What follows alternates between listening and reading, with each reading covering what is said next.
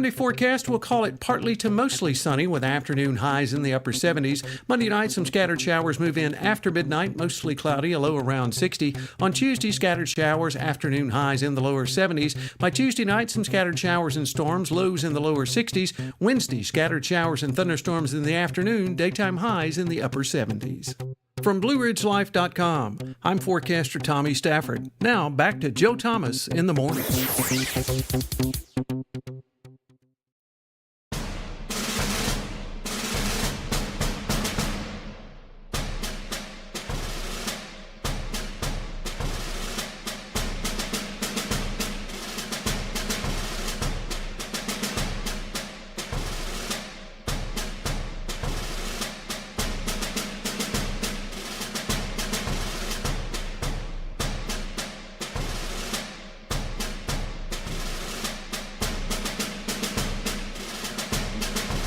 In the morning. Thank you for joining in and letting us do the morning radio thing via television. It's that mastery of all media, or maybe mediocrity of both, who knows. But appreciate everyone who tunes in, watches here on YouTube and Rumble. We survived the weekend of Northern Lights aggressions there, and if you're like me, you woke up Saturday morning with everyone saying, "Did you see the Northern Lights?"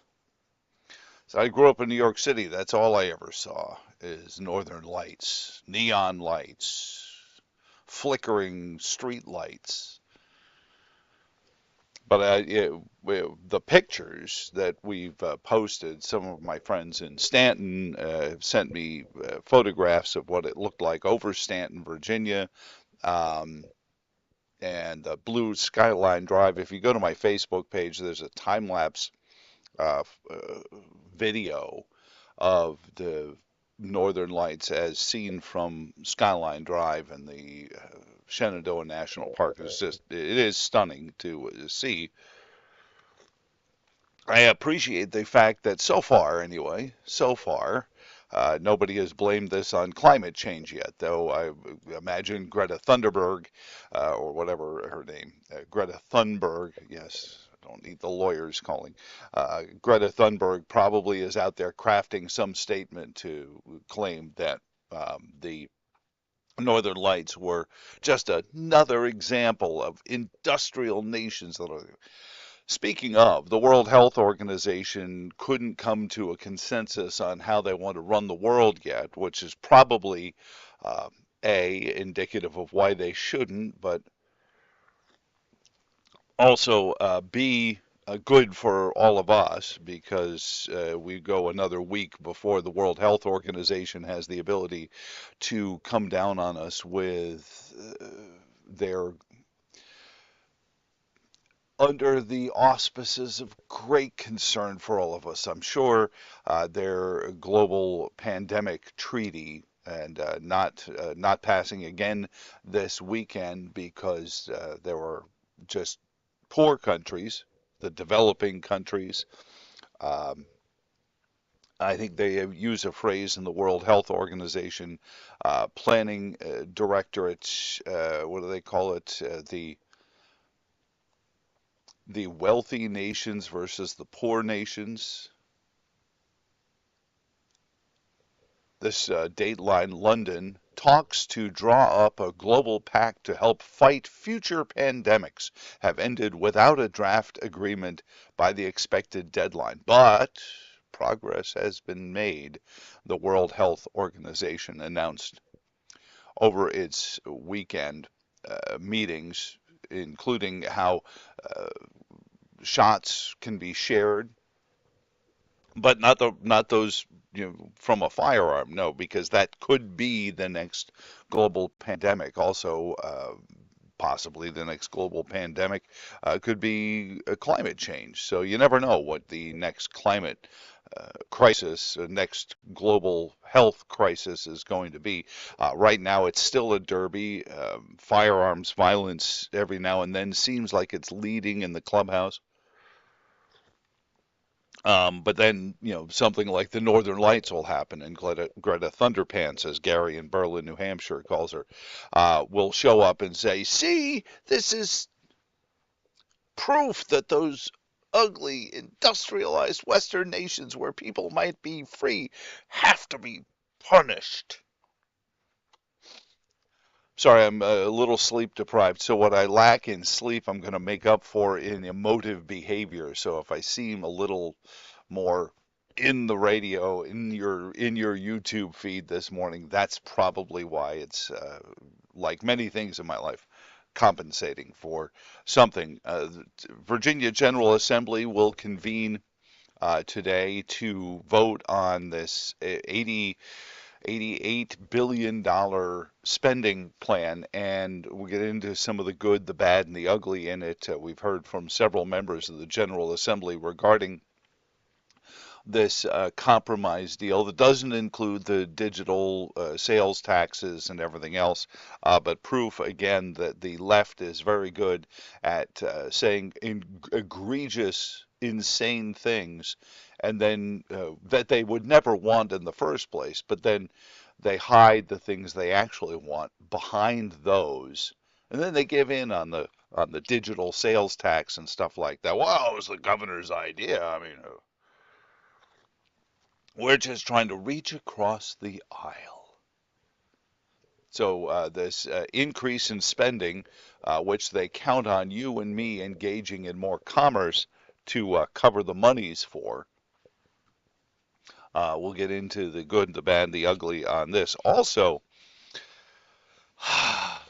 there was a panel over the weekend. I wasn't invited to it, but a panel on the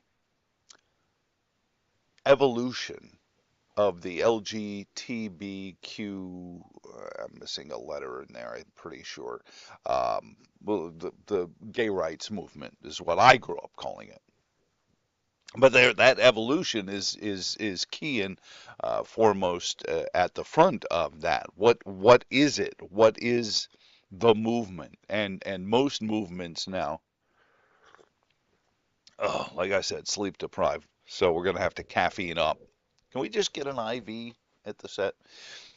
Um, Most of these movements have now become lucrative for the folks at the home office. And this is where most movements, when they're not really based on some real oppression, start to uh, march behind the expression oppression. And the evolution of the movement has dragged them into a coalition of oppressed peoples, along with Hamas, who, well, let's just say their community isn't as welcoming as the Western communities are to LGBTQ plus lifestyles.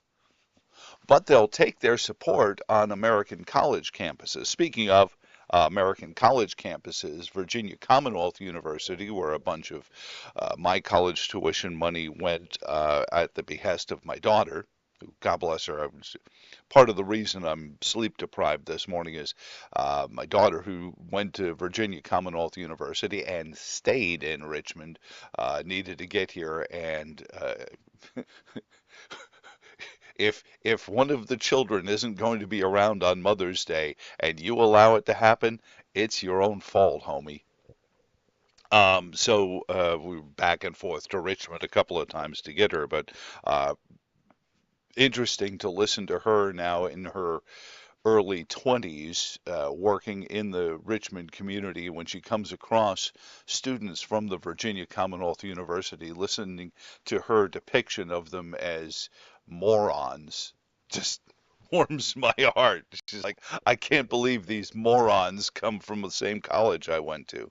But some of them walked out of the commencement exercises, and I don't mind these kind of symbolic protests, but let's make them less symbolic. So if you walk out of your commencement, I say you need to go back and pay for another semester of classes. Don't give them the graduation. Don't give them the sheepskin. You want to walk out on, make it worth something. Don't make it just we don't like Governor Youngkin because Terry McAuliffe was going to let us have sex indiscriminately and pay for the abortions. Stuff like that. And a whole bunch of them walked out in protest. The mixed bag, this is what I like, these disjointed Facebook and X and Instagram driven things. Some of the students said that they walked out over his lack of support for Hamas, his attitude towards, individual rights and liberty, his stand with Israel, you name it. His battle for or against women's health care rights, all of these different things. I mean, it was just like, could somebody have coordinated these folks? I guess all the really good movement coordinators were busy with the Hamas, pro-Hamas, anti-Israel protests going on. And getting ready for phase 2, which will be a summer of discontent, we are sure for that. And on that subject of women's health care, did you see, and if you didn't, I may subject you to it a little bit later on this morning, this crazy, I think, hold my beer moment was CREP, the Committee to Re-elect the President, dropped this hellacious attack ad on President Trump regarding abortion. Well, they don't say abortion. They make President Trump say abortion a bunch of times, but it's about your health care. It's about caring for women's health. Of course, obviously, not the 51% statistically of the fetuses that would have been women. Their health care, and it's proof to something I've said to the radio audience. I've said this for years. If you want, and I know many of you do, the governing officials, if you want governing officials to protect the unborn child, give them a vote. I mean, hell, we've given millions of residents of other countries, citizens of other countries, the vote, or tacitly give them ID cards, give them driver's licenses, let them go to Moto Voter, and while they're there, why don't you fill out this voter registration? So while that's going on, if we're just handing out votes, these unborn fetuses, they're at least American citizens. They didn't come across some border to get here. Let's give the unborn infants a vote. And I know asking them to fill out the form is probably too much for their developmental position. But if each mother got a proxy vote for their unborn infant, I think you would have to get out of the way of the stampede of politicians who would be rushing to protect those unborn babies. And I know it's crass to say that the only thing they care about is a vote. But I've been doing this a long time, as you can probably tell by the white hairs. That is generally all that they care about.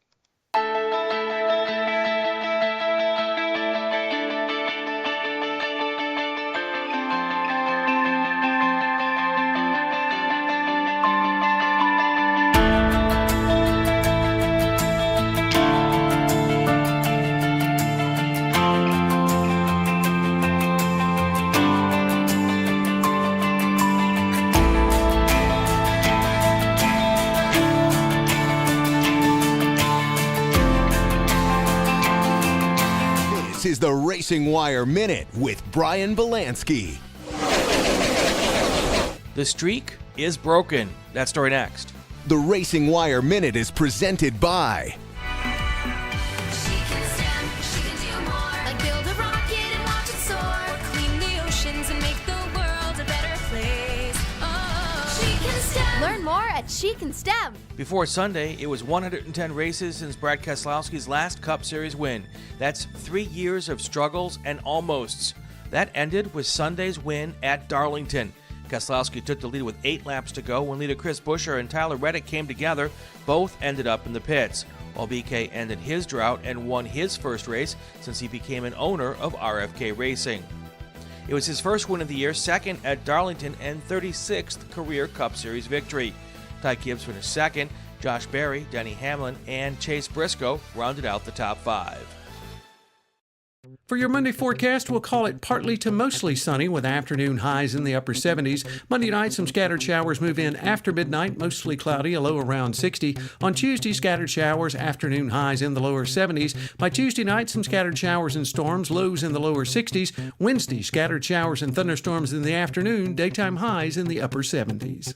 From BlueRidgeLife.com, I'm forecaster Tommy Stafford. Now, back to Joe Thomas in the morning.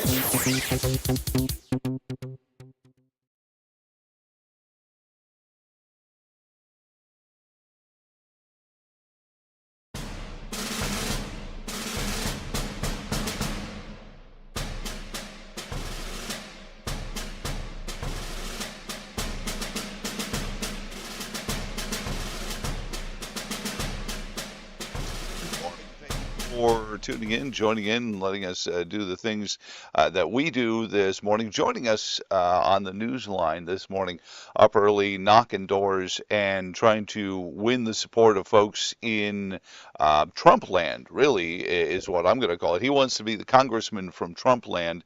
He is Gary Barve, running for the U.S. House of Representatives from Mar-a-Lago, or I guess there's some other communities in and around there. How are you doing, Gary? I'm doing great. I'm doing great, Joe. Thank you very much for inviting me on your show. I will say this: the entire country is Trump country, but you're right. I am running in a district that is a little bit south of, like you said, President Trump's Mar-a-Lago. I'm running in Florida's 23rd district as a huge supporter of President Trump. I want to help him make America great again, and I'm running because I love President Trump. I love our country, the greatest country in the world, the United States of America. And I love our great American people, and I want to help President Trump make America great again. Now we flag out of Virginia, so you have a little bit of a Virginia connection as well in there. Talk about your journey from the Commonwealth to Trump land there in Florida.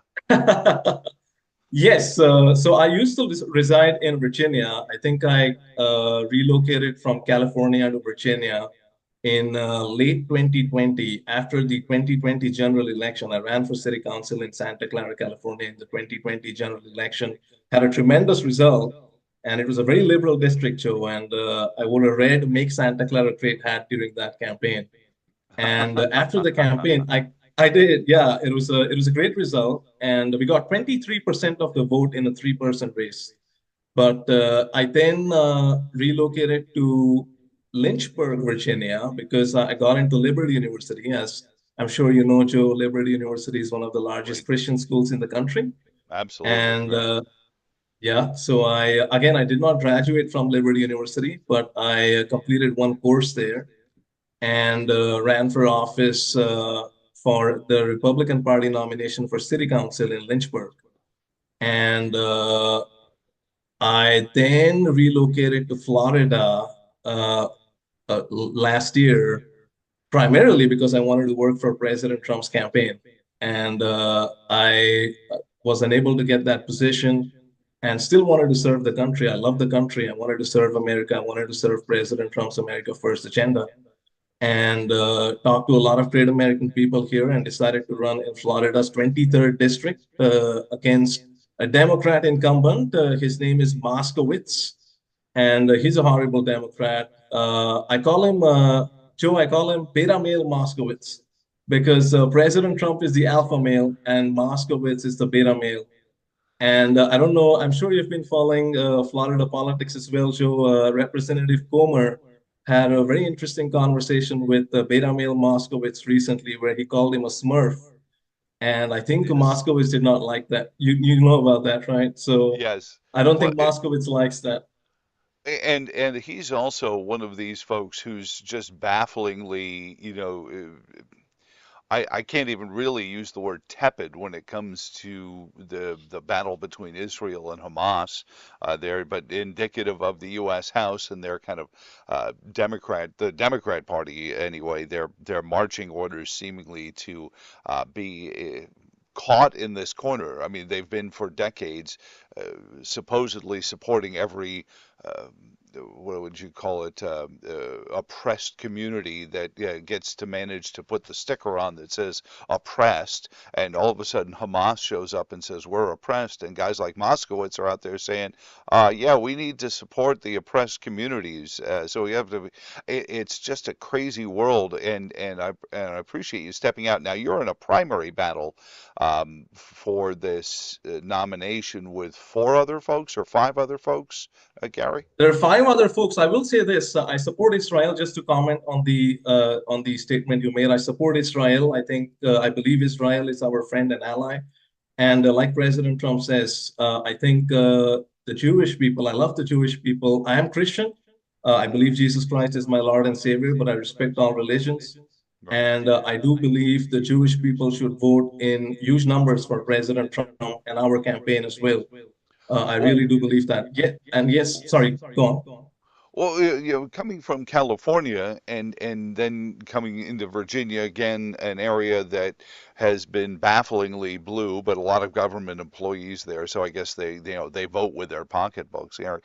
Talk about making that message, getting the message through to areas that don't normally vote Democrat. I mean, we watched President Trump's poll numbers in the black community, the Latino community skyrocket over these years. He just held a huge rally, in New Jersey of all places. Another one of those states they think is just blue indigo.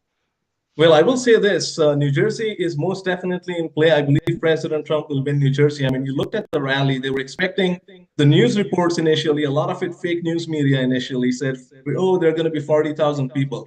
More than 100,000 people showed up for the rally. I watched the rally on television, and it was an incredible rally. I think New Jersey is in play. I think New York is in play. Virginia is in play. And I believe President Trump's going to have a resounding victory. I will also say this. The African American people, I love the African American people. I love brown American people. I love Caucasian or white American people. I love people who love the country and support President Trump. And I think people are going to vote in numbers for President Trump. And I will say this, Joe. If you look at the agenda, if you look at the illegal immigration that's happening in our country right now, you have millions of people coming across the southern border into our great United States of America illegally, bringing in tremendous crime, horrific human trafficking, and deadly drugs such as fentanyl into our country. We have criminal gangs such as MS-13 come into our country, gangs that are known for their cruelty. I think the American people are aware of what Joe Biden is doing, which is destroying our country. And so is Moskowitz and Kamala Harris. They're destroying our country. And you look at the economy, you look at the inflation. It's affecting all people. It's affecting all American people. And I think the people realize what's going on. And the last thing I quickly want to say about this, something that people are really realizing, that the Democrat Party has left the country. The elected officials, the Democrat elected officials have left our country behind, is the political weaponization of the Department of Justice against President Trump supporters, and candidates supporting President Trump. I mean, Joe, the New York court case is a sham. You have Alvin Bragg, Fat Alvin, as President Trump referred to him in the rally. Alvin Bragg, you have Fannie Willis, you have Jack Smith. These are just pawns of the Democrat Party. And I believe Jesus Christ is with President Trump, and President Trump will win this election. So you mentioned the economy. Gary Barve is on with us. He's running for the U.S. House of Representatives from Mar-a-Lago. And I mean that. I think Mar-a-Lago is in the district you'd be representing in Florida. Well, I just want to make a quick correction. Mar-a-Lago is not in the district. It's a little bit north of the district. Okay, but I've been to Mar-a-Lago, and I love President Trump. But you're in Palm Beach, Boca, and that area. And yes, I mean, as long as I've known Florida, that's been where all of the folks I grew up with in New York City, that's where all their grandparents were. And the reason I bring this up is the economy is especially hard on fixed income seniors, and I get so sick and tired of listening to the demagoguery. Every Republican that comes down the pike is going to gut Social Security. Yet here we have an economy that has gutted Social Security, and again we're handing out Social Security benefits to these folks who come across the border. Talk about the senior community, these baby boomers who I think also helped Trump win in 2016. What are you hearing from them, Gary?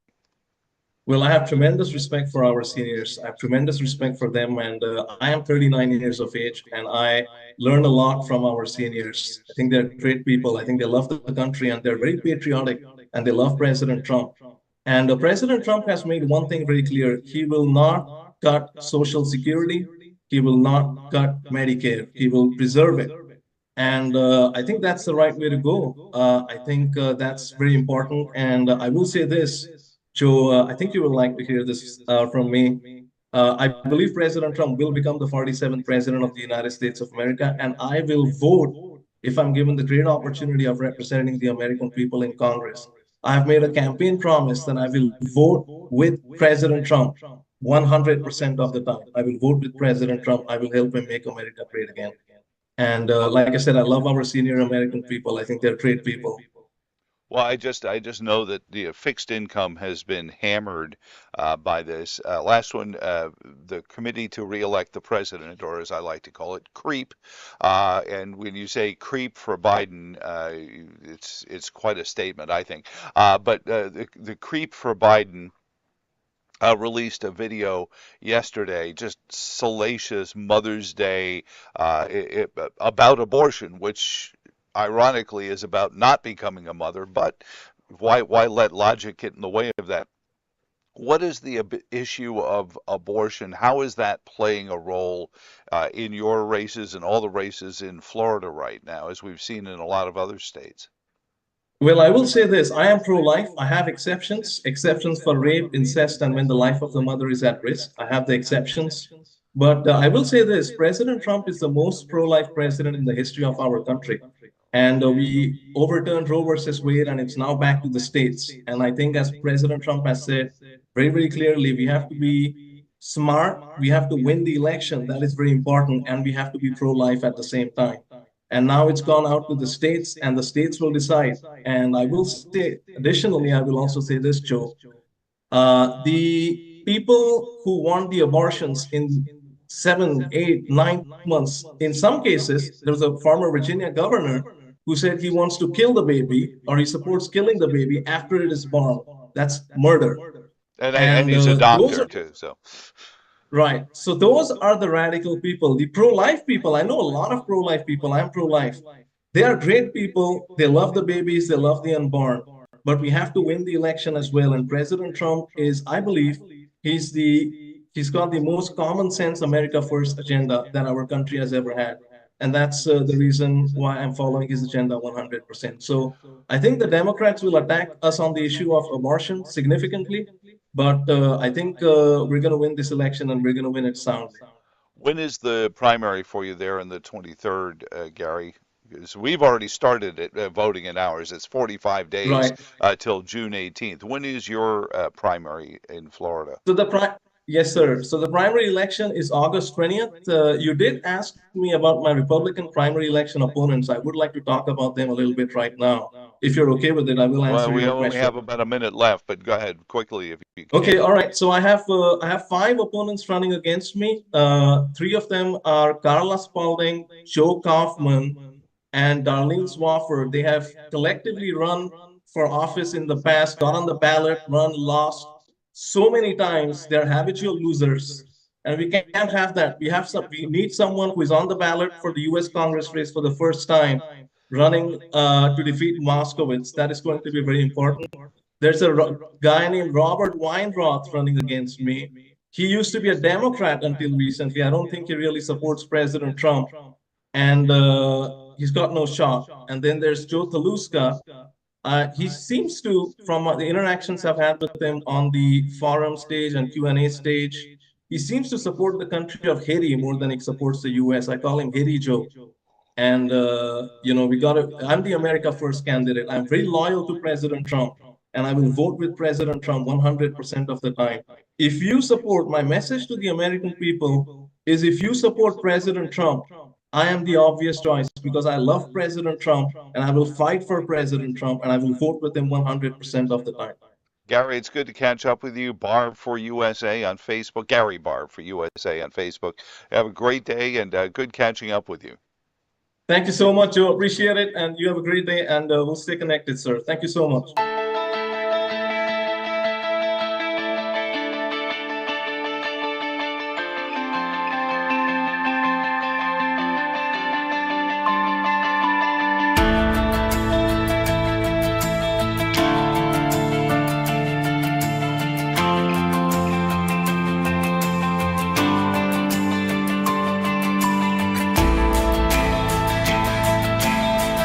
Monday forecast, we'll call it partly to mostly sunny with afternoon highs in the upper 70s. Monday night, some scattered showers move in after midnight, mostly cloudy, a low around 60. On Tuesday, scattered showers, afternoon highs in the lower 70s. By Tuesday night, some scattered showers and storms, lows in the lower 60s. Wednesday, scattered showers and thunderstorms in the afternoon, daytime highs in the upper 70s.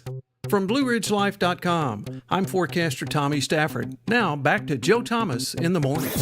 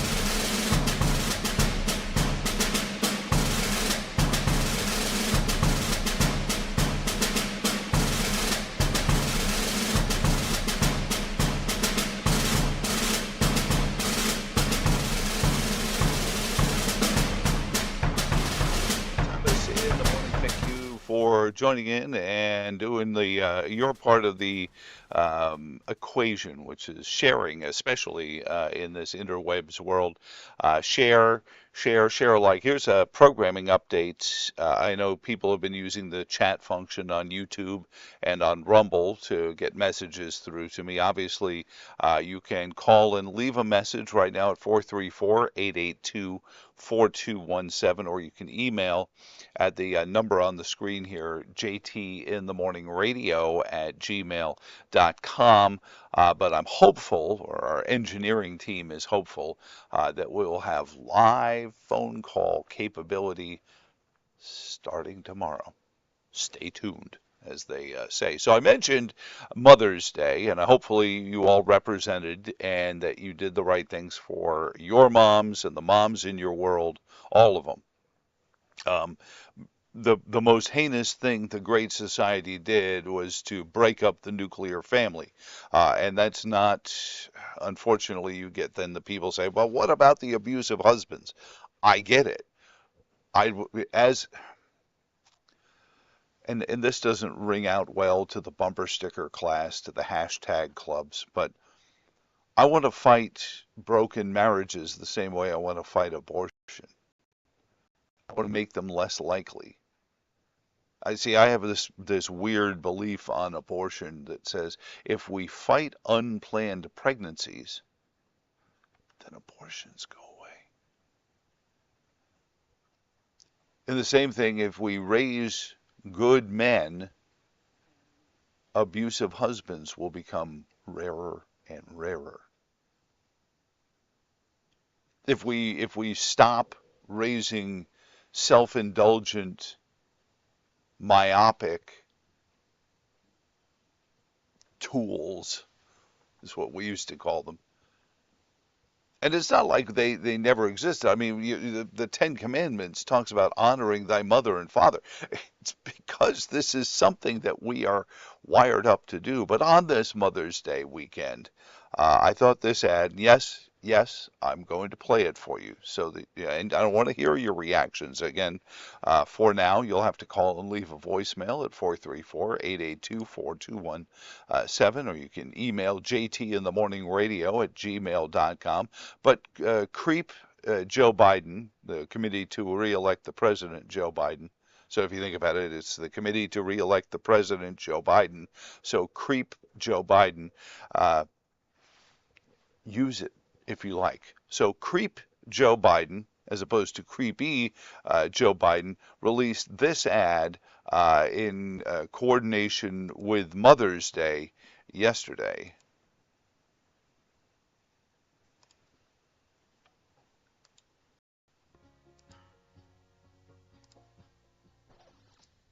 When you say to a family that if you come, we're going to break you up, they don't come. Said that as president, he would allow states to monitor women's pregnancies. It's not just pregnancy, it's contraceptions, it's in vitro fertilization. Do you believe in punishment for abortion? Yes or no, as a principle? There has to be some form of punishment. For the woman? Yeah. We broke Roe v. Wade. And it's really working out well. And they're very, very happy.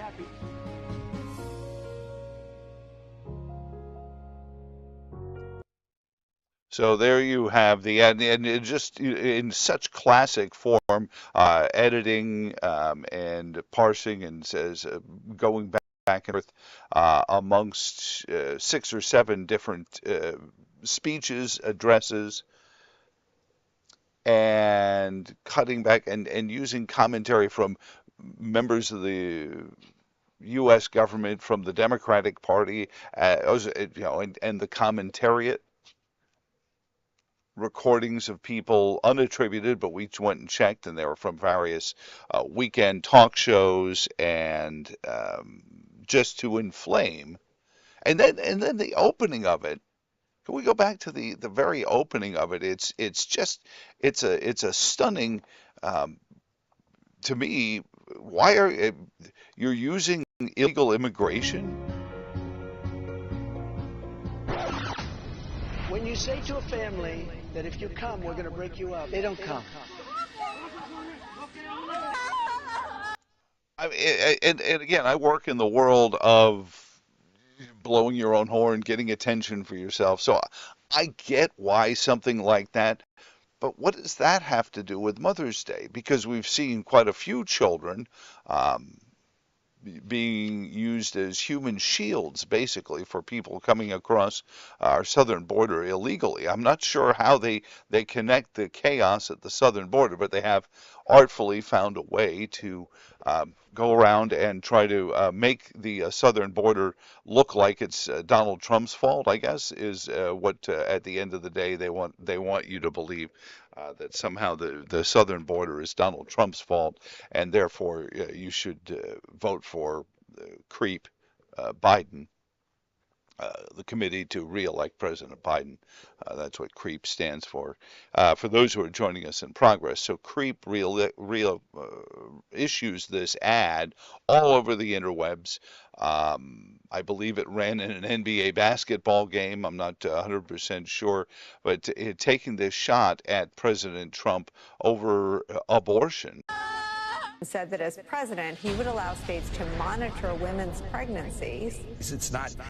Notice the phrase here. I think they might do that. Do you think states should monitor women's pregnancies so they can know if they've gotten an abortion after the ban? And he said, I think they might do that. But that's not what they're purporting to say. Again, and I'm getting nothing from the Trump campaign about this. I couldn't, but I just want people to play just fair. Pregnancy, it's contraceptions, it's in vitro fertilization. And that's not even Donald Trump. That's just another member of the commentariat when asked what's he going to go after. But this is what they do. So what are you for, Joe?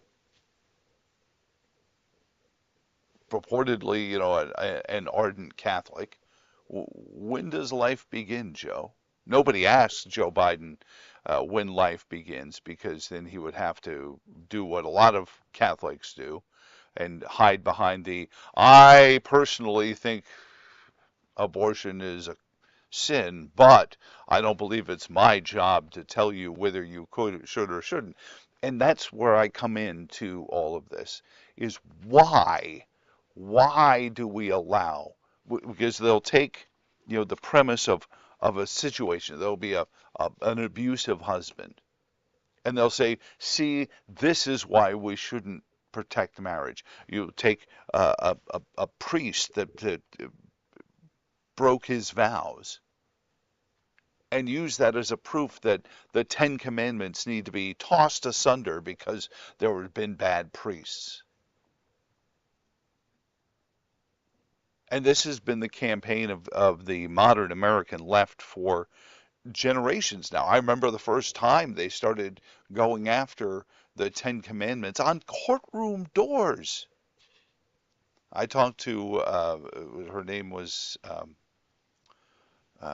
Mary, oh, now I can't remember her name. She was the head of the committee out of Pennsylvania that was going after all of these courtroom displays of the Ten Commandments. And when I discovered, and she was in Alabama, famously against Judge Moore, trying to get the courthouse to take the Ten Commandments down. And I discovered that she was in the same town I was broadcasting from. So we invited her into the studio, and I said, so you're against the Ten Commandments being displayed on courthouses. Can we go through the 10 and see which ones? And I was already prepared for her to say, well, the first one, and I am your Lord God, and you'll have no other gods before me, whatever. I was expecting her to go with that. And I slid the Ten Commandments across the studio counter to her.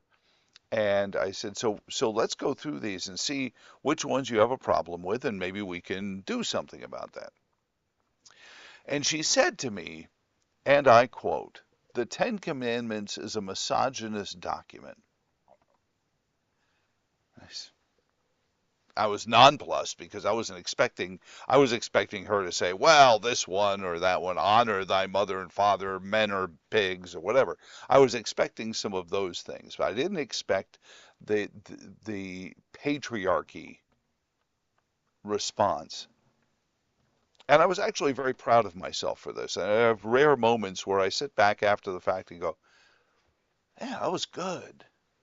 So she starts in on how when the Ten Commandments was written, again, in her world, the Ten Commandments were written by a bunch of guys sitting around a table saying, what do we want to make women do? So I realize I'm talking to somebody who's got a feminist bent on this. So I let her speak a little bit about how she viewed the Ten Commandments as this sexist, patriarchal document that was written by men to keep women down. And I stopped and I said to her after she went on a little bit, oh gosh, I can't even remember her name. It's like, and I'm stuck on Mary, but I actually think it was Margaret, not Sanger. No. I said to her, I said, then why do we have the covet thy neighbor's commandment? And she said, what? I said, if women were property when the Ten Commandments was written, why do we have a commandment saying thou shalt not covet thy neighbor's wife?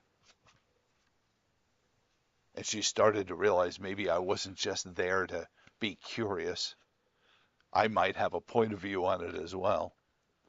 And she started to get a little red-faced over it. And I said, no, seriously, if women were men's property in the eyes of those who wrote the Ten Commandments, then coveting thy neighbor's wife should have been covered under the section that says thou shalt not steal.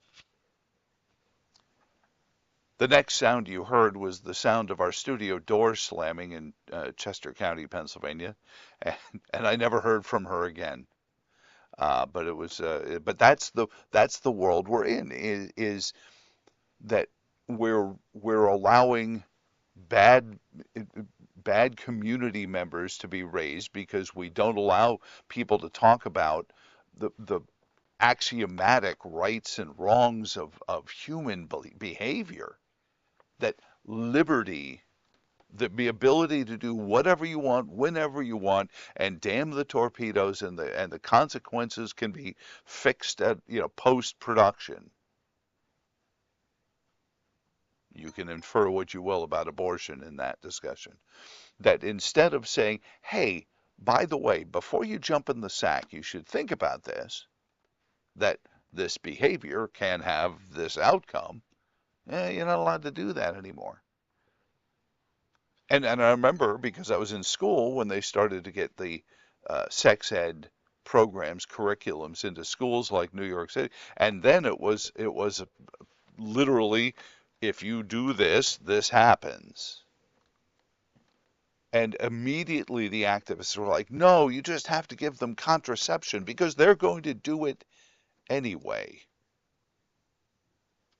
And that's where we fall further and further away from being a moral society. The only moral that matters is what makes me happy.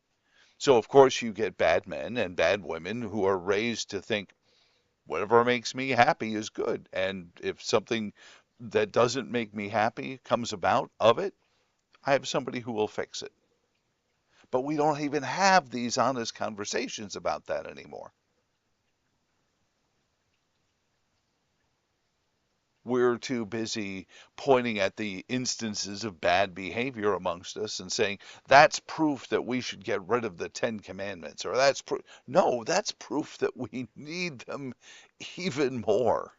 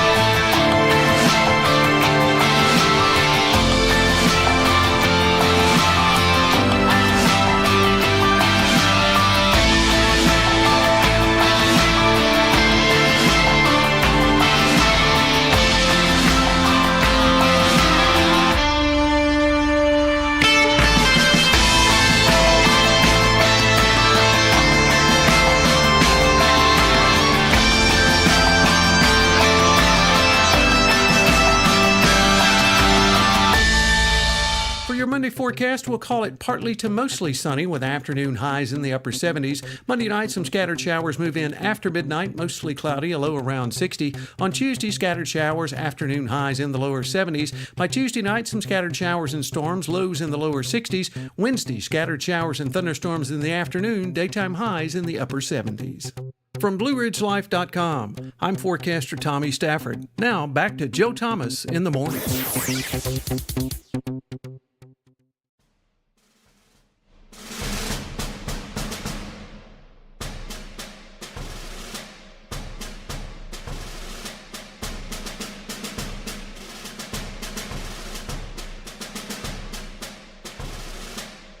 us in the morning. Thank you for joining us on the YouTube or the Rumble channels, wherever it is you do. But please share the links, share them with folks all across the country. That's how we wind up talking to Gary Barve from Florida.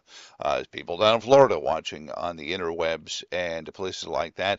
Comments come in 434-882-4217, or you can email jtinthemorningradio@gmail.com. Now, the Virginia Senate and House are on the road this morning. They're all heading to Richmond to get into the Virginia budget debate. And, of course, the Virginia budget, Governor Youngkin, Louise Lucas there, and the rest of the budget conferees, many of the budget conferees, they are talking about this $88 billion spending plan for just this next year, and what it's going to wind up meaning. And we did reach out, and we were going to chat with Virginia Senator Mark Peake, but he was actually, one of those folks in transit to Richmond. And I asked him, I said, well, give me a statement on the budget. And he wrote to me in a statement.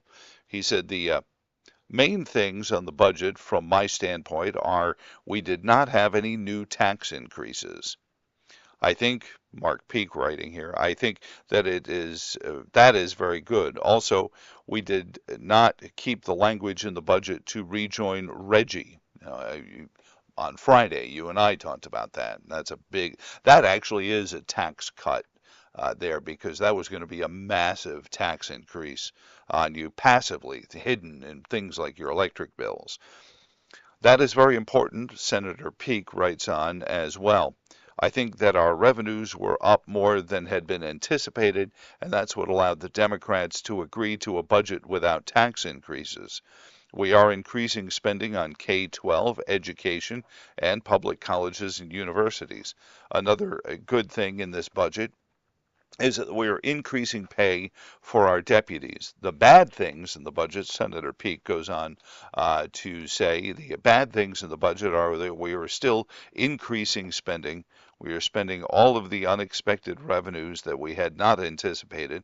There is no tax reform in the budget, and there is no returning of the tax money to our citizens. That is a statement from Virginia Senator Mark Peake on the budget deal that is going to be voted on later today. Most observers say that this is going to, it'll be similar to what they tell me a greased goose looks like, but it will pass, and there will be some speechifying on things like needing to go and make sure those rich people are paying for it, because, this salad days that we've been living in the Commonwealth regarding increased collections at the Virginia government level continues to be problematic, because it is, as Mark says, allows Louise Lucas and Cree Deeds and these folks in the Virginia Senate to say, okay, we won't ask for new taxes. As a matter of fact, the digital sales tax is out. This was something Governor Youngkin had proposed as a replacement for the massive cuts he was talking about in income taxes. And the budget conference said, no, we're not cutting income taxes. What do we look like, Republicans? But we do like these augmented tax collections, like the digital use taxes and things of that nature. But that's gone, as well as the Reggie. So they get to continue to spend what they want to spend. Some of the notables in the budget, the overall is $87,541,229,718 operating expense dollars for fiscal year 2025. That includes $83 billion, almost $84 billion going to executive branch divisions, $28 billion going to the Office of Education, but that's not the eye-popping one. The $31 billion going to the Office of Health and Human Services, including $1.14 billion to the Department of Health, but $24 billion going to the Department of Medical Assistance Services, including $23.5 billion for Medicaid program services. $23 billion, which I'm old enough to remember when that was the Virginia budget. $13 billion for reimbursements for medical services, $2.5 billion reimbursements for long-term care, $7.75 billion for payments for health care coverage for low-income uninsured adults, $6.5 billion from the general fund, and then $15 billion from all the other states in the union, the federal trust fund for that. And again, the 16th Amendment, boy, it's a rock star, isn't it? It'll just send us your money, because if you don't, you go to prison. And so this is what your spending plan is in the Commonwealth of Virginia. Now here's a dire forecast, and we had this story on the list of things to talk about on Friday, and we never really got into it. The Center for Politics at the University of Virginia was queried, that is, to ask a question. He said, what? I'm sure there are, but I'm just saying that, queried as in they were questioned. A Roanoke College poll has President Trump trailing President Biden by 4 percentage points amongst Virginia voters. And Larry Sabato and his minions at the Center for Politics dismissed, oh, it's not like that.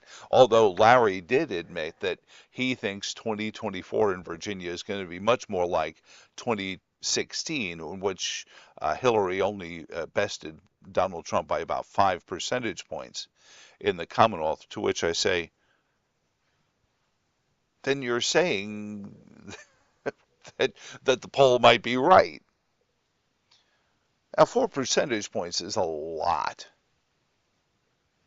And I will remind people that electorally, for all the people who say Virginia isn't Trump country, Donald Trump got more Virginians to vote for him in 2020 than Glenn Youngkin got to vote for him in 2021. Yes, Glenn Youngkin won that election, but for everyone who says Glenn Youngkin is proof that being anti or not Trump-ish is a winning strategy in the Commonwealth of Virginia, I will remind you that Donald Trump got more votes, I think 21 million to 20 million, or 22 million to 21 million, is close, but Donald Trump still got more Virginians to vote for him than Glenn Youngkin did. So style points, or whatever, you may not like the tweets or the way he carries himself or things like that. But I think a lot of Virginians are saying, man, I'm glad we didn't get Governor McAuliffe, but boy, and that's where we sit with this. Now, the dire forecast that I was given as it relates to this is several friends of mine who work in the industry of getting people elected have confirmed what I've been told, that the concern, the feeling amongst Virginia Republicans is that President Trump will win, probably isn't going to carry Virginia, but President Trump will win re-election. Virginia might even pick up a Republican representative in its 11 congressional districts. But then come 2025, and I know that Donald Trump got in trouble for using the phrase bloodbath, but one of my political friends said that it will be a bloodbath in Virginia. Spanberger's campaign, Abigail Spanberger, will have unlimited resources of money from the open society, and Alex Soros will be here. And if Tim Kaine loses, oh my gosh, Johnny bar the door, Alex Soros will go scorched earth in the Commonwealth. And that it's a very real possibility that this 1 to 2 seat schism in between Republicans and Democrats in the House and Senate will look quaint, will look conservative compared to the 10 or so seat majority in the House and the 4 or 5 seat majorities in the Senate that that Louise Lucas and the Democratic Party may have under Governor Spanberger come the end of 2025.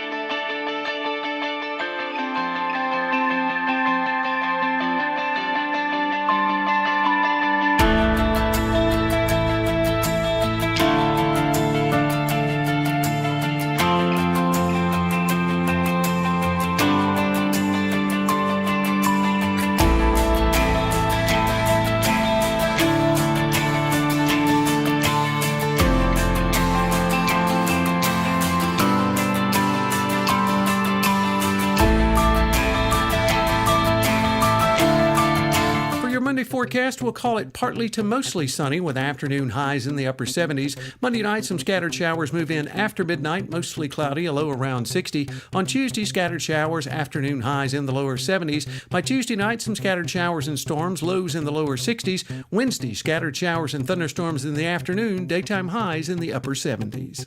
From BlueRidgeLife.com, I'm forecaster Tommy Stafford. Now, back to Joe Thomas in the morning.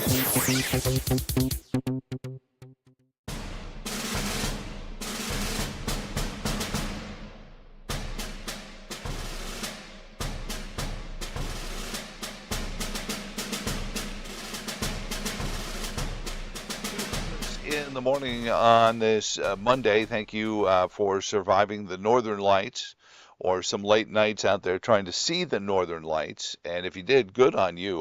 My wife and I saw some odd clouds on Saturday night, but Saturday night we were already fading out of the zone. The wave of electromagnetic activity that was creating the Northern Lights had already started to wane and had pulled north from central Virginia. But I had friends in Alabama that said they saw it, and Georgia, as far south as there. My friend posted to Facebook, he said, can we still call them the Northern Lights this far south of the Mason-Dixon line? So that's why I refer to it as the weekend of Northern Lights aggression. A lot of people driving around, especially Saturday night, because they may not have even known. I was sound asleep, drool. And my son and my wife were texting about it, and my wife was trying to go see it, but weather was uncooperative. As well in a lot of places, but some stunning pictures. If you go to our Facebook page, Seville Joe Thomas, you'll see some time-lapse video of the Northern Lights from Skyline Drive and Shenandoah National Park, as well as some great pictures from our adoptive hometown, Stanton, Virginia. So the Virginia General Assembly will gather in the name of spending more of your money, almost $88 billion next year is this budget compromise that the governor struck with leaders of the Virginia House and Senate. Some Republicans, some Democrat there, and this is not Photoshop. This is not artificial intelligence. That is actually Glenn Youngkin standing next to Louise Lucas. Now you'll notice she doesn't look very happy about it, but there she is standing in front of Governor Youngkin as he mansplains the compromise budget that they cobbled together at the Virginia General Assembly, and a lot of folks are just disappointed in it. It is classically what the American left does, which is ask for crazy stuff that you never even thought you'd ask for, and then get all the stuff you wanted because, well, I'll give up on the digital use taxes and things like that. We'll come back for those later. Mark Peake pointing at several things, and I think the most important, and we're going to talk about this a little bit coming up in about 15 minutes with Craig Rucker, the founder for the Committee for Common Sense Tomorrow. He will be joining us from CFACT, is what you know it as, the Committee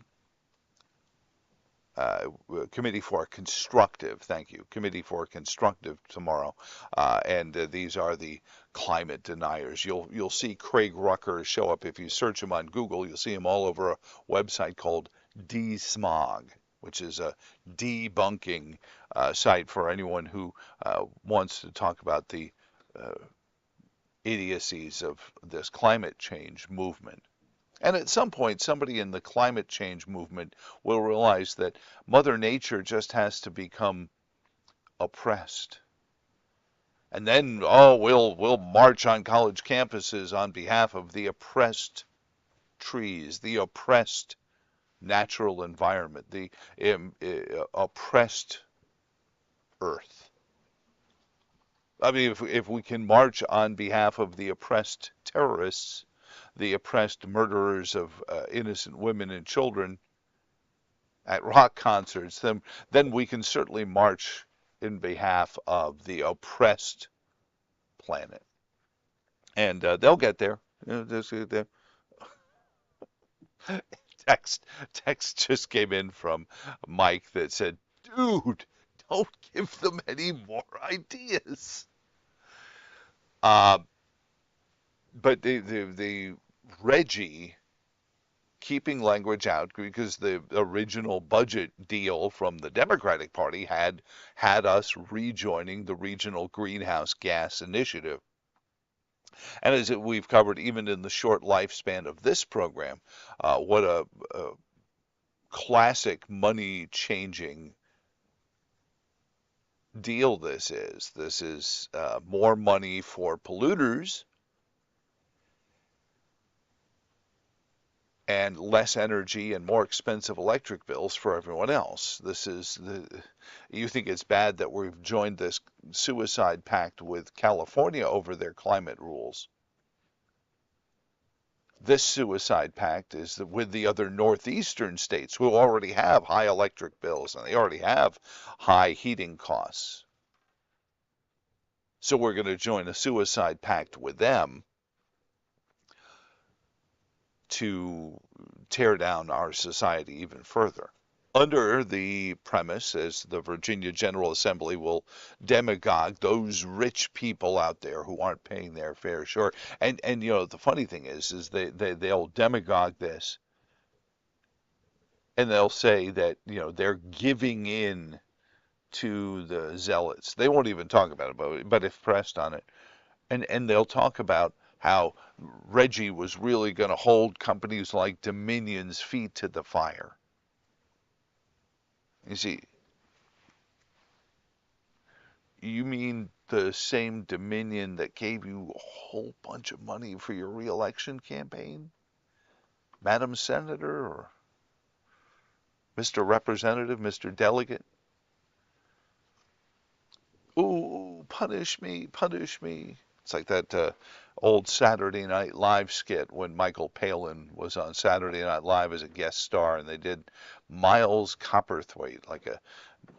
It was absurd, but the absurdity pointed out the idea, oh, punish me, because the punishments become what you want. And if you can manage to get the punishments to be exactly what you want, well, I'm going to wrap me in tar paper and send me out for the feather factory, Jared Bob.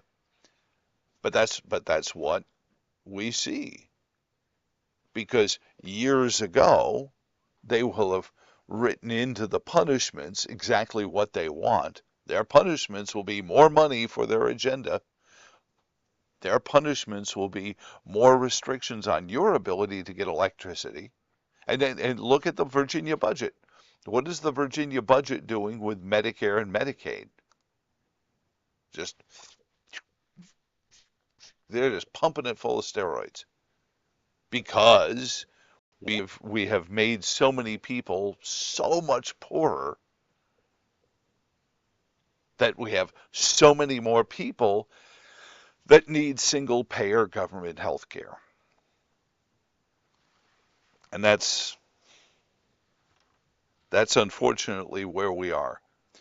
The Charlottesville Public Schools announced over the weekend that they're looking into different ways of handling discipline. Now, this is a school division that was crippled when its teachers staged a work stoppage.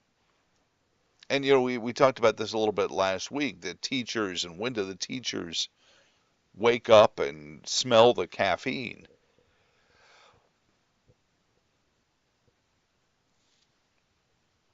And this may be one of those instances over their own safety in the schools, because schools, under the same dear colleague advice that Eric Holder and President Obama, Attorney General Holder and President Obama had put out in 2009, I think it was, the same dear colleague letter that led to the shooting in Parkland, Florida, certainly because the young man in question had been in trouble with the authorities time and time again, and yet they weren't allowed to do anything because they wanted the school to prison pipeline to be eliminated. Well, what's the best way to eliminate bad behavior? Stop punishing it. Because when we punish it, then there has to be a record of that. Can't have that. Can't have any records floating around on that. But they're looking to do new and different forms of discipline.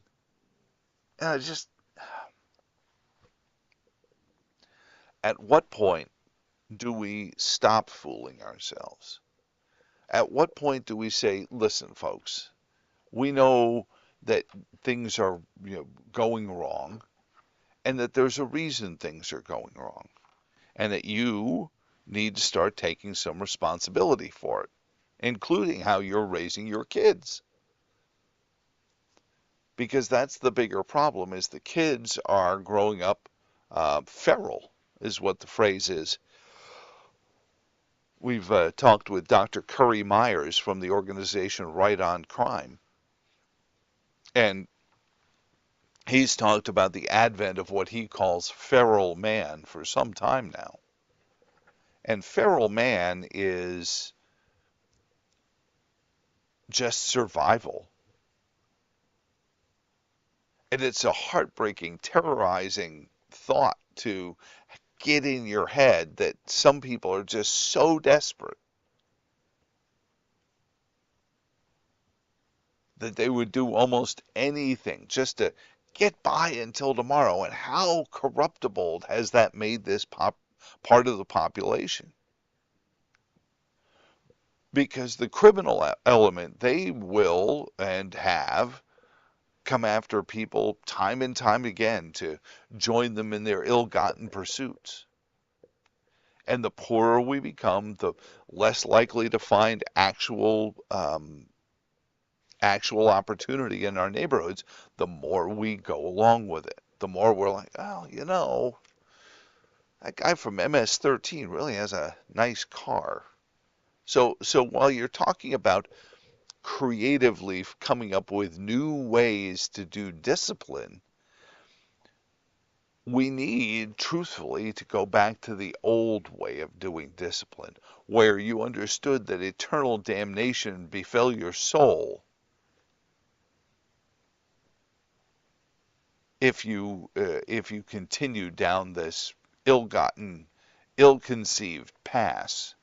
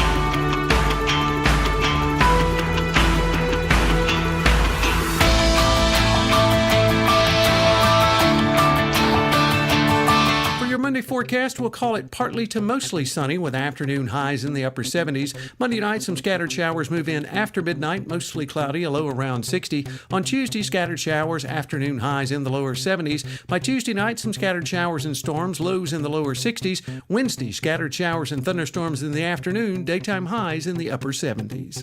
From BlueRidgeLife.com, I'm forecaster Tommy Stafford. Now, back to Joe Thomas in the morning.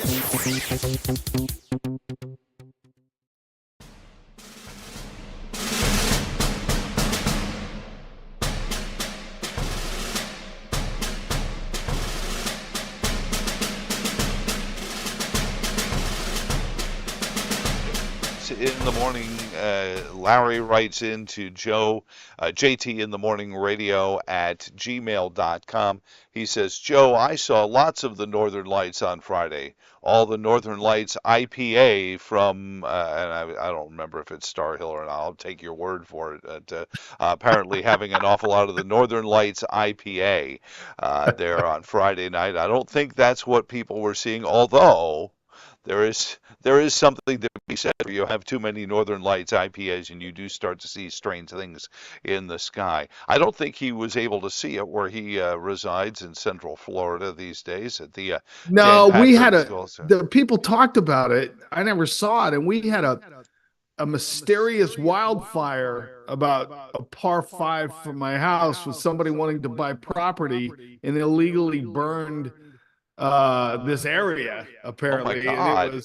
And it was ridiculous. So anyway, that was the highlight of the weekend. Well, not really. Mother's Day, saw a lot of people and got to kick back a little bit, talk to a lot of people. So it was a lot of fun. But God, what a busy sports weekend with everything going on, and plus watched a very inspirational movie too, which I'll tell you about. But anyway, number 23, NC State took the weekend baseball series from number 10, Virginia, winning the rubber game 13-5. The Pack scored 9 of the game's final 10 runs, captured their first series of the hook in 7 years. The Cavaliers did score 4 in the second, erasing a 3-0 lead, but State booked 9 hits, including 2 home runs for the W. So what did Brian O'Connor? Brian O'Connor does what the skipper does. He pays a lot of credit to the opposition. He said NC State was super. Certainly today's game was disappointing. You know, we had an opportunity to win a series here at home, a key series, and we didn't do it. But I tell you, all the credit's got to go to NC State. You know, I think sometimes this happens. People can look at it and say, well, you know, Virginia didn't play well. I think it's most important to give NC State the credit. I do too. Anyway, the Hoos welcome the Hokies to the dish Thursday for 3, beginning Thursday. UVA is 15-12 in the league, and the Wolfpack at 15-11. Now, a couple of other B-Sabre notes over the weekend. Give props to the UVA men's track and field squad, winning the Atlantic Coast Conference team title for the first time in program history. It was in Charlotte, edging Virginia Tech by 4.67 points. Nice. The meet came down to the final event of 4x400. The Cavaliers took 6th. Ball game. The Cavaliers softball team became a 2 seed in the NCAA tournament, second postseason bid in program history. They'll be in Knoxville. They face Miami of Ohio on Friday at noon. Dayton and Tennessee are the other 2 teams. And give it up for Peyton Cormier. Now, okay, it's his 6th year. I get it. COVID year, grad, the Ontario grad student, 8 goals. 8. In the Cavaliers' opening NCAA win, Cormier's career total is 222, the most ever by a D1 player. His roommate, Connor Schellenberger, who's got more assists than everybody. Anyway, Virginia will play Hopkins Sunday and Towson in a second-round game. Duke, Syracuse, Notre Dame also advanced. All right, NBA yesterday. I looked at the score after the first quarter. I was running late, sitting by the pool reading a book. I'm into this Grisham book, The Biloxi Boys, so good. Anyway, it was 34-14 at the end of the first quarter, 121-89. 6 of Rick Carlisle's players reached double figures. Wow. The Pacers shot 57%. They hit 14 threes. And according to the head coach, In Just the about NBA, everything things this happen. time. Just about everything this time of year is a one-game season, or feels like it.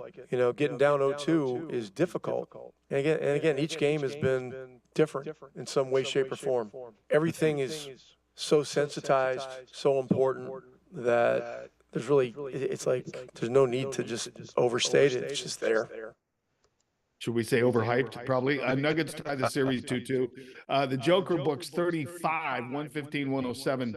It was Mike Malone, former Gillen associate, right? He tells the writers, never underestimate the heart of a champion. So that series is tied at 2-2 as well. All right. Nats lose to Boston. Do you have to pay a commission to use that phrase? Because I think it's been used how many times? Okay, how many movies? Nats lose to Boston, dropping the last two, 3-2. Arizona saves the sweep, beating Baltimore 9-2. O's have lost just 2 of the last 9. Yankees take 2 of 3 from the Rays, 10-6 the win on Sunday.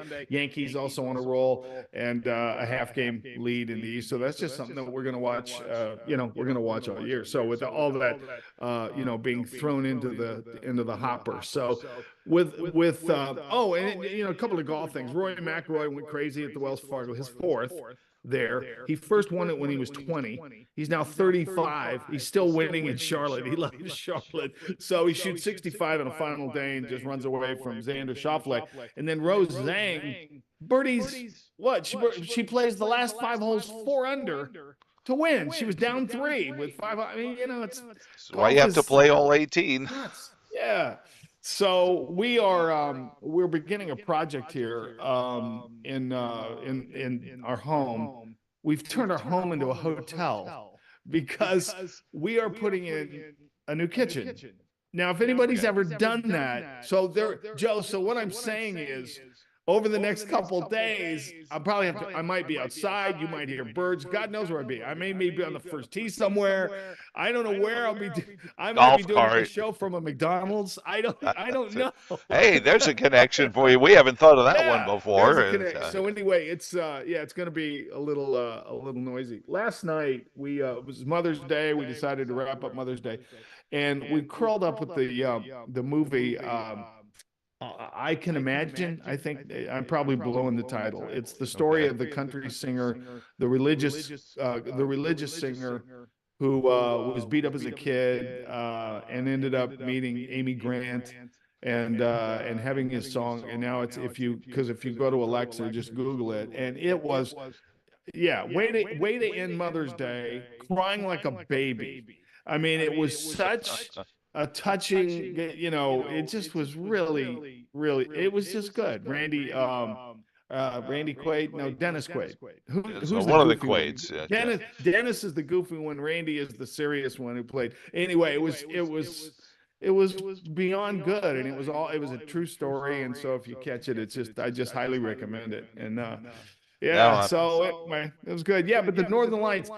A lot of people, my friends in Iowa, were up taking pictures, and you can't really, it's like trying to capture a rainbow with your iPhone. You can't really get, the rainbow is 10 times better than if you really shoot it. You can't really, you never get the picture you want, and especially probably the worst thing we ever did was put cameras in phones, but they were trying to emulate. Did you have Northern Lights up there? I mean, there's a great, if you go to my Facebook page, there's a time-lapse video from Shenandoah National Park over the Shenandoah Valley. Okay. I'll do that. A lot of folks in Fluvanna were seeing them. We did not. My wife, I was sound asleep on Friday night when I guess they were the most pronounced, and then they started to kind of fade out Saturday, and then Sunday they were gone. But we went out Saturday night, and it was pouring rain. So we were just like looking. We're on the weather app. We're like, all right, it says the clouds are going to end in like 5 minutes. So we'd run back inside, and then we ran back out, and we looked. I think my wife got a picture of a cloud with some strange color behind it. Wow, that's the closest we got to anything of the aurora borealis. But a lot of folks down here in Virginia were running around saying, "Oh my gosh, did you see this? Did you see this?"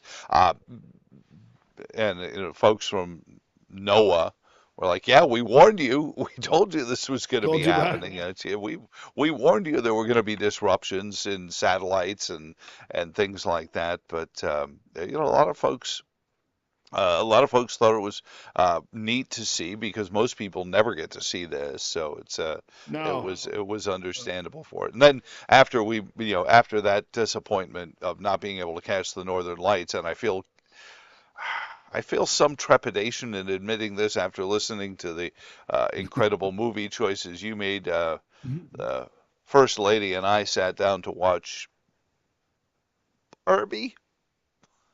What? Barbie. What? Oh God. No. So we watched Okay, Joe. Barbie. Your IQ. Yeah. How's your IQ this morning? Barbie? There was when I realized it was a Will Ferrell situation, and that okay. it was Well, I'm going to give you a little of that. it was a mockumentary, if you will, and it was that, or we were going to watch Jerry Seinfeld's Frosted, which don't waste your time. I love did you? Do not waste your time. Because I heard. Listen to the joke. Find the joke on YouTube. It's 10 times better. And how he crafted the joke. No. Oh, and Frosted was awful. It was awful. All right, so I have to ask you then, having seen it. See, I saw it, and the promos that I saw made me think that it was spoofing Oppenheimer in this battle to see who was going to come up with the toaster strudel faster. Yeah, the Pop-Tart. But I think. But somebody told me it was more like Air, which was the Ben Affleck, Matt Damon movie about Nike, which you saw it, so tell me so I don't have to. Spare me this since I've seen Barbie and not Oppenheimer. Because he wrote the joke, and there's a YouTube video that I show my class about writing and how important it is. And he took 2 years to write the punchline to a Pop-Tart joke that he tells on stage. And he talks about how he creates he goes through the whole thing, how he creates the joke, writes the joke, legal pad, the clear barrel, Bic pen. He goes into great detail. And it's a fabulous, 3 or 4 minute video. He was interviewed by the New York Times. So then when he started to say, okay, I'm going to come out with this movie, it was just, Jim Gaffigan, Melissa McCarthy, it's got some good people in it. It was awful. It was a waste of 90 minutes to me. Because the joke, I imagine the joke is no more than 2 minutes long. So it's just not it. We go with Boys in the Boat. I can imagine those two so far are my leaders in the clubhouse. And I saw by the way, I saw right after I watched Boys in the Boat, I saw Kevin Sauer announce his retirement. We were talking about him the other day. Oh yeah. Kevin has he's won every ACC championship imaginable. But he's been so inspirational to that program and the way he recruits, and he just, I haven't talked to Kevin in a long, long time, but boy, he deserves all the props. And he's going to be riding out into the sunset for sure. On a high. Yeah. And I do have a little piece of news for you. Not that there needs to be any fanfare, but maybe we can have breakfast. I will be in the Hook June 12th for a couple days. Yeah, the Virginia Sports Hall of Fame has a golf tournament. They've asked me to come up and do a couple things, and Chris Long should be up there. But anyway, I put a team in, and so I will be up at the Hook for a couple days. Very cool. It's so we I'll have let to you know. connect and have breakfast. Sure. Yeah. No, absolutely. And so you're playing in the tournament? Yeah, playing in the tow course. Doing something stupid at Stony Creek. So. Well, I know. 1998. That's where I had the hole-in-one where I won the car. And then the famous license plate, the one on my car. I put one swing. Unfortunately, the one in Virginia looks like an I. And so now it looks like I swing, and the lady who pulled up next to me at Barracks Road told me to roll down my window. She goes, "Hey, we meet at the DoubleTree every weekend if you'd like to come by." It's a true story. I had to lose the license plate because I kept getting phone numbers on my Zuzu rodeo that I went. Yeah, true story. So now that could be a movie to supplant the Frosted movie. One swing could be the documentary. Absolutely. All right, good stuff, Mac. We'll talk to you in the morning. All right, I'll see you first thing in the morning.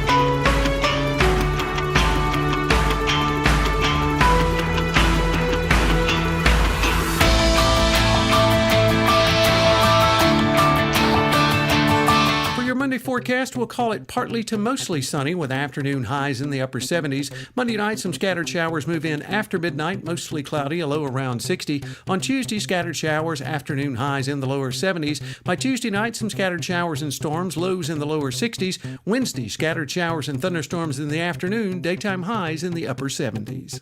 From BlueRidgeLife.com, I'm forecaster Tommy Stafford. Now back to Joe Thomas in the morning.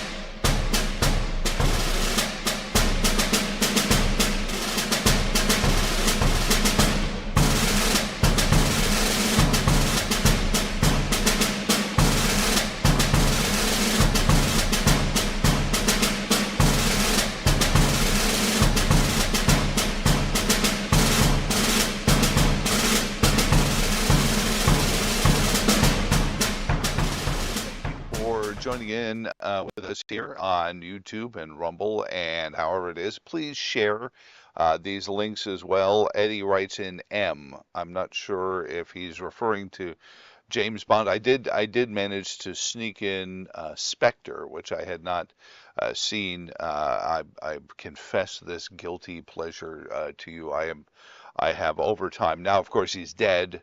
Not the actor, but James Bond as depicted by Daniel Craig. But I had become a big Daniel Craig as James Bond fan. Guilty pleasure there. But I watched Spectre with a curious look because Blofeld has appeared in Bond movies before, as has Spectre, the organization, and it was in this whole rebooting.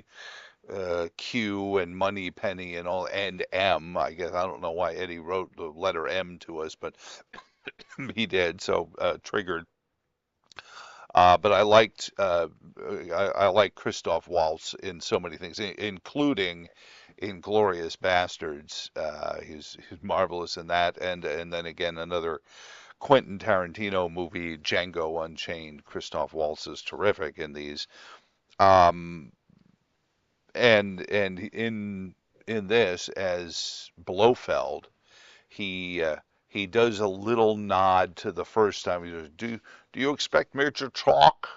No, Mr. Bond, I expect you to die." And it says to him, he says, "What did you come here for, Mr. Bond?" And he said, "I came here to kill you, Blofeld." He says, "Oh, interesting. I thought you came here to die." And just one of the lighthearted repartee between the two of them. But I was curious how they were going to reboot this whole secret organization, because Lord knows we can't have a world. But the storytelling in it is very much this global security alliance and the surveillance state. And in this Spectre is, as I think they were in the 60s as well, this global organization for control, like the World Health Organization or any of the other globalist organizations there. Now, to that end, we were talking about Reggie and the Greenhouse Gas Initiative, CFACT. Craig Rucker, who we were expecting on the program, and he may still be connecting with us, but said this about Reggie. And of course, one of the big points that Senator Peake said about the budget deal is that it doesn't include the Reggie stuff. RGGI, the Regional Greenhouse Gas Initiative, describes itself as a regional market for carbon, but it really is a carbon tax that is fully passed on to ratepayers. So though we didn't get a tax cut in our budget, we did at least manage to dodge that bullet. Joining us now, President of the Committee for pardon me, a Committee for Constructive Tomorrow, CFACT.org, is Craig Rucker. Craig, welcome back to the program. How are you doing, sir? I'm doing great, Joe. Pleasure to be on.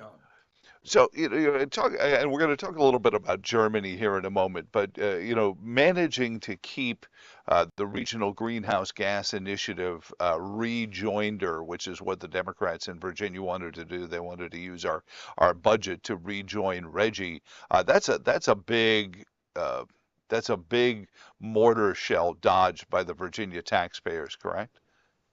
Oh, my goodness, yes.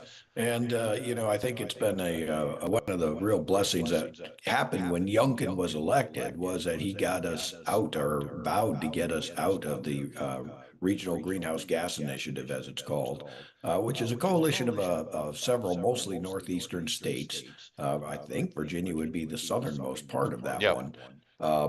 And these are designed, really it goes back to kind of the Bush administration. What a bunch of states did is they realized that we weren't passing at that time the Kyoto Protocol. And later with the Trump, he got us out of the Paris Accord. Kyoto grew into Paris, and that's where we're at today. So they decided on their own. They were going to try and limit greenhouse gas initiatives. Well, what you're finding in the states that have actually done that, they have definitely higher utility electricity rates, no surprise there. And while they have been impactful in reducing their emissions to a degree, nevertheless, what they're winding up doing is they're having to sometimes import their electricity from elsewhere. And we see that everywhere where renewable energy, because that's what they're going for, solar and wind to replace their fossil fuels, is not up to prime time.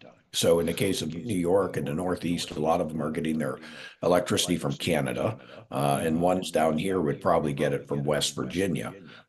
So it's an expense. It doesn't really, and we hadn't seen, I mean, there's been some good work by our allies at the CO2 Coalition, which looked at Pennsylvania as kind of a case point. They're supposedly in, but they're not in the Regional Greenhouse Gas Initiative. I think the governor wanted them in, and they're kind of proceeding as though they're in. But what they're winding up doing is just getting their electricity from West Virginia. So, and of course, West Virginia is providing it courtesy of fossil fuels. Right. So that's not really achieving anything.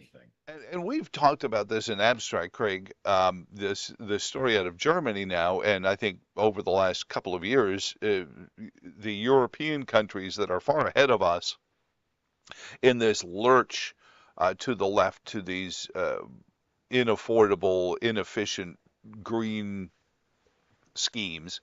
Now Germany is going back to the old favorite. Tell us about what you found Germany running back to coal for its electricity. Yeah, Germany announced it's going to need about 9 gigawatts of electricity to be able to handle its electricity shortages, and they're blaming the fact that, of course, this is coming from Putin, where they relied on fossil fuel, natural gas, to be pumped into them, but really they only have themselves to blame. Which is the case with these RGGI states up in the Northeast when they run out of electricity. Going back in the early 2000s, Germany embarked on a program called Energiewende. That's rough. It was an effort to try to make their country all renewable, get off of the fossil fuel train, and that sort of thing. It was started under the Merkel administration early on. And what wound up happening is that first and foremost, they wanted to get rid of coal-fired plants, and they started shutting them down. But they also wanted to get rid of nuclear plants. That was because of Fukushima at the time. Right. Yeah. So as they started running into energy woes, which again happens every time countries or states go this direction, where'd they get their electricity from? Well, initially, after they closed their nuclear plants, they got it from France. Where does France get its electricity from? 70% nuclear. So they're still using nuclear plant, except it's not German this time. It's coming from France. Well, in a similar vein, now that they aren't getting natural gas from Russia, where are they turning? They want to get liquid natural gas from the United States, which we were providing them. So they're still using it. They're just getting it from a different source. Now that's been complicated because Biden doesn't want us to export liquid natural gas. So now they're just running into all sorts of problems. Russia chopped it off. The United States is chopping it off. So as a result of this, they're just lighting up their lignite coal-fired plants and going back online to do something, or else the lights are going off on the Brandenburg Gate. Well, talk about the teachable lesson though in this, Craig, which is, I mean, all of those things you ran down far cleaner than firing up a coal-fired energy plant again, and yet they blew them out of the water under this banner of Greta Thunberg and protecting, the German people from, being able to see in the dark. You're exactly right. One of the big myths, and it's unfortunate too many of the American people think that green energy is actually green. It's not green. It's not green in the way it's manufactured. You have to get the rare earth minerals. Many of them come from China, uses slave labor, but they have awful toxic pits and things that they use to do their mining in Indonesia. And of course, in the Congo, they often use child labor to get their cobalt, which they need for these components. So terrible human rights violations and terrible stewardship of the planet, the way they get their stuff. But let's assume they even get it from the United States, you're still winding up with problems. They only last about 10 to 15 years. These wind turbine blades or the batteries that go in your EV, they're toxic, heavily toxic materials. You have to landfill them, but specially landfill them. They have a chance for groundwater contamination if a Mother Nature decides to throw a hailstorm at it, like they did in Texas not long ago, just a couple months ago, where they shattered thousands of these solar plants, which could leak into your groundwater. Then, of Well, and course, they that's kill birds, bats, eagles, all these things, and harm whales. So there's literally nothing green about green energy. That story about the cracking of these solar panel arrays and what happens because if I understand it correctly, Craig Rucker is on with us from CFACT. China will only sell you a batch to replace. You can't get one. So if one gets cracked, it's going to leak until the rest of them in the line also crack. So it becomes affordable to replace it. But I asked somebody, I said, are we checking the groundwater? Oh, no, we can't check. I thought this was exactly what we were supposed to be doing, is protecting the groundwater and things like that. So we don't know what's dripping into the water, I guess, until like Love Canal, somebody shows up grievously ill. It's nothing short of remarkable that these environmental groups, which have a cow over the trace amount of toxins that maybe come from a fossil fuel plant or a chemical plant or something because of all the regulations on them, just give a pass to green energy. Of course, they're not going to investigate whether these things are leaking toxins into the water. They fast track them so that they get put online. CFACT, the organization I'm in, we're doing battle out in Wyoming to try and help conservationists. They put these wind turbines in between Denver and Laramie, Wyoming, right in prime golden eagle flyway habitat where they're nesting and flying through there. And they've even given them license to kill a number with no ramifications. I mean, this is in flagrant violation of the Migratory Bird Treaty, the Bald Eagle Protection Act, things like that, but they're good with that. And the same with the whales off the coast. We're currently in a lawsuit at CFACT with Dominion Energy, and they're putting these things 25 miles out in the water in prime waters. I mean, this is where whales, about 30 species of them, navigate up and down the eastern coast. We have some of them critically endangered, like the right whale. And they did a very shoddy environmental impact statement. They looked at that particular wind farm, another one in New Jersey, another one up near Rhode Island. And they did these all in isolation, allowing each of them to take a certain number of whales, which, if you add that up, would actually eliminate the entire species of right whale. But they didn't do what they call a cumulative assessment, where they look at all these things in tangent. It's just sloppily done. And the Greens are attacking us for bringing up the lawsuit and not defending the species. Well, I mean, if you look at the hypocrisy of the way they battled the pipelines through central Virginia and every single little thing, oh, you didn't take into account the migratory red squirrel or, and then to ignore it themselves. I mean, I think the phrase two-faced is just not sufficient. I mean, these people are multifaceted. One of the reasons we formed CFACT, and I think this brings up that point, is that it's long been our assessment, really since the fall of communism, the Berlin Wall back in the early 90s, that the environmental movement is a watermelon movement. It's largely green on the outside, but red, meaning far left red, on the inside. And all these actions can be explained very easily if you come from the premise that they're not really as interested in the environmental cause or doing something really about the environment. It's really a change the economy sort of thing, which is what AOC's one of her main staffers said about the Green New Deal. They want to use the environment and people's emotions about the environment to pass far-reaching laws that control the economy and business and our personal choices. And unfortunately, renewable energy is one of the forms that they want to use to kind of control things. And of course, fossil fuels liberate people. Gas-fired cars liberate people. They got extreme good range. They can go around. But EVs, it's they looked to the COVID lockdowns as kind of their model. They thought that was great for Mother Earth. Mother Earth was healing when we were all locked in a bubble someplace. I guess we should count our blessings that the World Health Organization wasn't able to come up with a globalist treaty on what the next great health pandemic is going to be, because I know that climate change is in the clubhouse with a 4-stroke lead over gun violence right now. Craig Rucker, CFACT.org. Thank you so much for your time and everything you do. Go to CFACT, CFACT.org and dig up the story on the German coal production, yet more hypocrisy, and you have a great morning, sir. Thank you for having me on, Joe.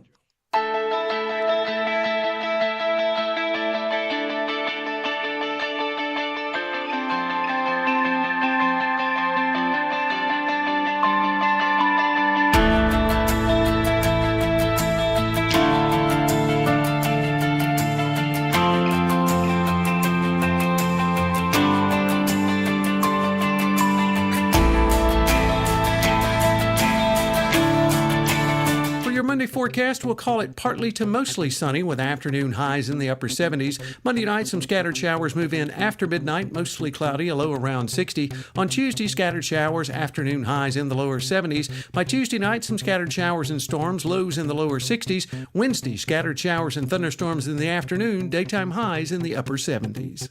From BlueRidgeLife.com, I'm forecaster Tommy Stafford. Now, back to Joe Thomas in the morning.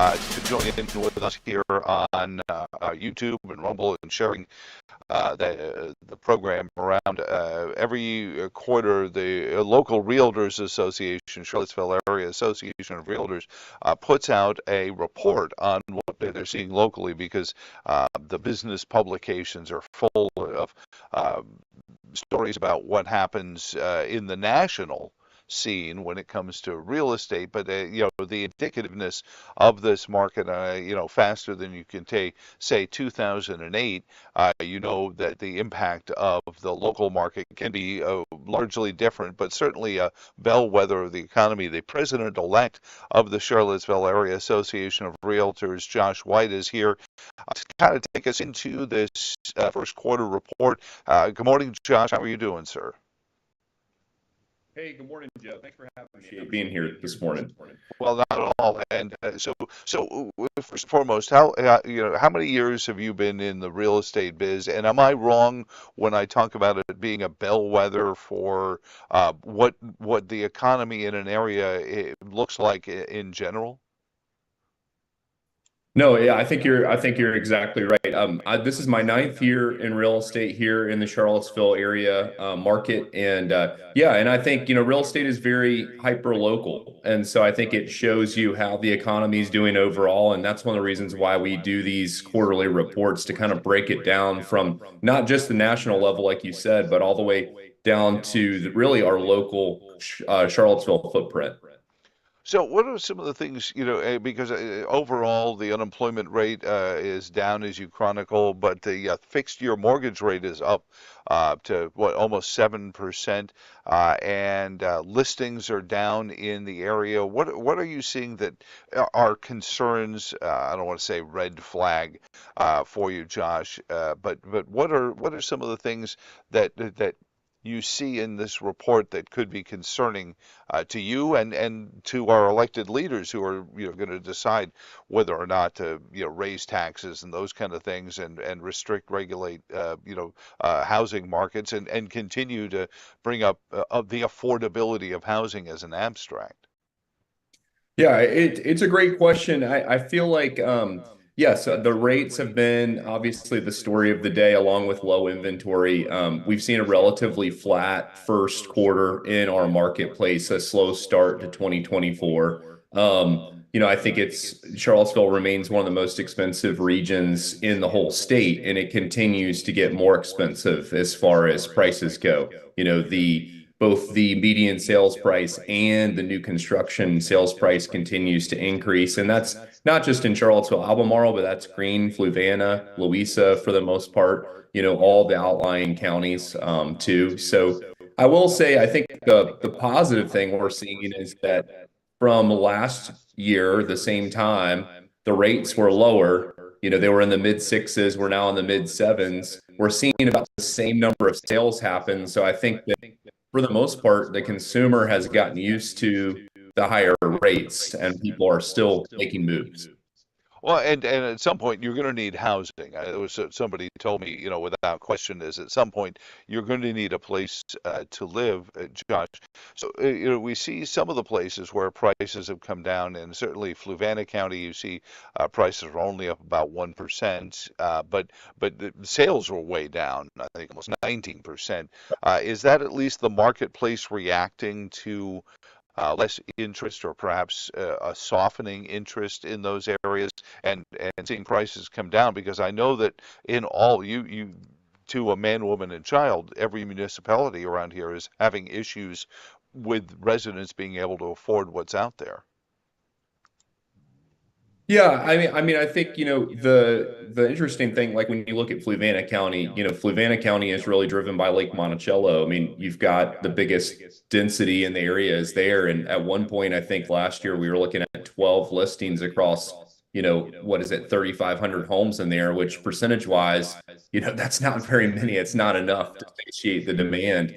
And so, that's the biggest population density in that corner of Fluvanna. So, but no, I think you're right. I think that the fact that we're still seeing demand in the resale market, but we're not seeing any kind of like maybe loosening on the prices has really created this inventory bottleneck that we're in.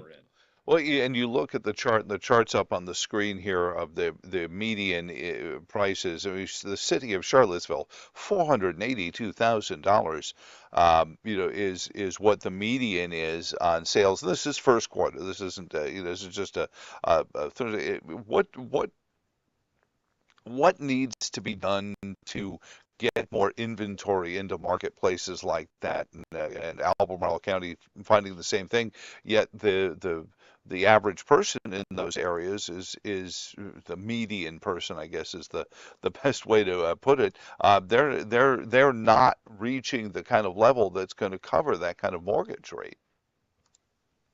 No, you're exactly right. I mean, we're seeing a lot of buyers get priced out of the market in these areas. The interesting thing was actually Congress at a national level just has decided to do a caucus that's going to be bipartisan between, both Democrats and Republicans on the national housing, question of like inventory shortage. That just came out last week. So that'll be very interesting. And the National Association of Realtors, the Home Builders Association, all the different players in that space have applauded them for doing that. I would imagine we need certain things like that here at the local level too, to try to kind of push the envelope as far as just encouraging more housing to get built. I know permitting, when you look at this report, multifamily permitting went way down. Single family dwellings went a little higher, which I think is indicative. But some of those projects have been in the pipeline for a long time, so this is kind of a lag measure of really what's happening, with new home sales. Well, and I've always said it's a two-part thing. And when people say, "Well, we need more affordable housing," I say, "Well, we need more people who can afford the housing as well." But I'm not a non-professional person, and we make about 60 grand a year. Don't tell my IRS agent. But and we got in before the mortgage rates went sky high. I mean, we're paying just about 3% for a $250,000 ranch, and it's still like, all right, this paycheck is going to the mortgage because the tax rates went up, things like that. So people get hit pretty hard, and these are, and I remind people, I mean, we just finished up National Teachers Week. The amount of teachers that have to drive across from Stanton and Waynesboro and come across into this area. These are areas where we need to both figure out a way to earn more, so that people can make more, but also that inventory that you talked about. I've heard numbers that go up towards $100,000 before a shovel even goes into the ground. That's going to really crimp, what something's going to have to cost in order to recoup that. Right. Exactly. Yeah, I was an educator myself before I got into real estate, and I've helped a lot of the first responders. My sister's a flight nurse over in the Valley, and we've helped a lot of police officers. And it's really crazy when the first responders, who are serving the community, end up having to travel 30, 45 minutes outside of town, to buy homes. And that speaks to the affordability level, the affordability index of an area as well. I want to ask this, and it's not necessarily indicative in the report, but I think a lot of people have heard the story of the National Association of Realtors, the settlement and all. What are the members, as president-elect coming into the Charlottesville Area Association of Realtors? These are people who spend months at some points selling a property or helping somebody sell a property. What are you hearing from the realtors that you are going to be representing soon regarding this settlement and what the future may bring for realtors? Because I think that is going to trickle down, if you will, onto the street level where people are trying to buy homes. Yeah, no, I think it's a great question. I mean, I was in the National Association of Realtors just had their mid-year legislative meetings in DC, which is focused on property rights. Obviously big topic in the room was the settlement. I think overall, I think what it's bringing to the marketplace is hopefully more transparency with realtors and real estate in general. I think there's some really good things that could come out of this from just the marketplace. I think overall, there's some adjustments that will be made. There's really two big adjustments. One in Virginia we've had for 30 years, which is a buyer agency agreement. We sign with buyers before we get in the car. That's been something that's going to be continuing. And then the way that we talk about our commissions, is going to be it's still going to be able to be offered by a seller to a buyer's agent. It just can't be in the MLS anymore. And so those are the two big changes that are coming down, if you want to kind of boil it down to its simplest levels. And I think overall, the realtors who have been doing business and who have been doing business well are going to continue to do the same. And I think that they're not super worried about what the settlement will bring. Great website is facts.realtor.com, where you can check out more information on that too. Okay. Well, and I want to be able to make sure that people can afford a place to live, because it is crippling in this area for a lot of folks, but we also need that other side of it. And I appreciate every quarter, CAAR.com is where you can find the whole report, right, Josh? Yes, sir. That's correct. Yep. Well, I appreciate your time, and you have a great Monday, and enjoy. When does your term begin as president-elect? Yeah, so I'll start in December. So December the 5th, I believe. Well, congratulations on being elected president of the Charlottesville Association of Realtors, and we'll talk to you again as the quarters start to tick off through this year. Are there any early signs that the next quarter could see some upticks in this marketplace? Yeah, I think so. I mean, you look at the report, there's a little bit of supply is actually up just a tad. It's not very much percentage wise. And, some of these numbers are so small that you see just a little teeny bit of a percentage increase. It's kind of hard to manage. It's been, again, relatively flat. But overall, again, I think people have adjusted to the rates. I'm still seeing a lot of interest in the marketplace on an anecdotal level. So I'm hopeful that we'll continue to see some good sales happen here in the market. Thank you, Josh. You have a wonderful morning, sir. Thank you for joining us this morning on Joe Thomas in the Morning. Thank you, Joe. And thank you guys for joining in and being part of the program. For all of us here, we'll do it again. We'll give you the updates on the Virginia General Assembly budget votes and everything else that'll be transpiring today. Michael Cohen supposedly making his first appearance on the stand. That should be interesting, if just not for a little street theater there. But for all of that, we'll get into it tomorrow morning. Until such time as we do it again, so long. Thanks for all the fish.